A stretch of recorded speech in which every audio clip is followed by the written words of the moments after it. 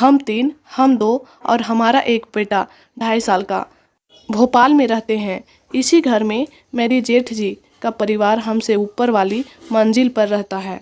उससे ऊपर की मंजिल पर घरेलू नौकर का कमरा है।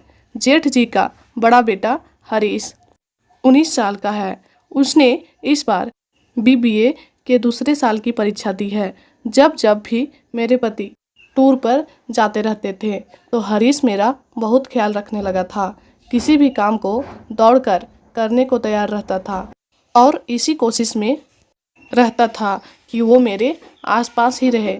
मुझे भी उसकी कंपनी में मज़ा आता था। इसी साल की सर्दी में दिसंबर 2022 में एक बार शाम के समय वो मेरे पास मेरे बेडरूम में आया। उस समय मैं 9 बजे होंगे। मैं कोई सीरियल देख रही थी। अपनी रजाई या लिहाफ जो भी आप उसे कहते हो, मैं घुसकर बैठी हुई।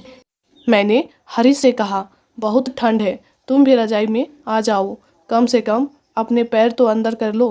पता नहीं क्यों वो थोड़ी दूरी बनाए रखता था, इसलिए शर्माते हुए बोला, मैं ठीक हूँ। फिर भी मेरे कहने पर वो मेरे बगल में नहीं बैठकर पैरों की तरफ बैठ गया और मेरी जेठानी जी ने जो मैसेज दिया था उसे बताकर जाने की बात बोलने लगा। मैंने उसे थोड़ा रुकने को कहा क्योंकि आज मैं उसे कोरा कोरा जाने देने के मूड में नहीं थी। मेरा मन इस लड़के को फंसाने को तो बहुत दिनों से मचल रहा था, पर आज जैसा मौका भी नहीं मिला और कुछ करने से डरती भी रही।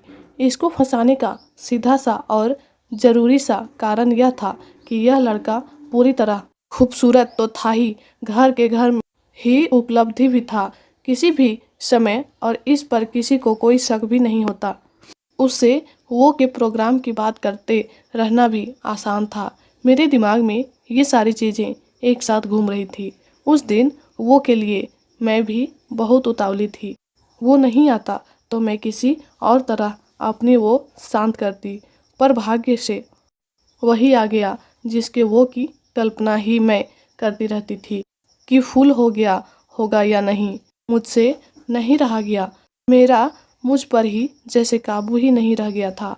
हरीश पहले तो थोड़ा असहज सा हुआ, फिर सब समझ गया। बच्चा तो सो गया था। हरीश फटाफट मेरे बाजू में आकर बोला, चाची तूने आज बहुत उपकार किया।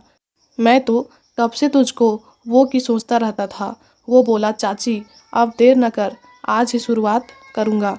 मैं तो खुद ही वो को मरी जा रही थी। मैंने कहा, तू तो आज मज़ा ले बस। अब हरीश का रास्ता खुल गया है।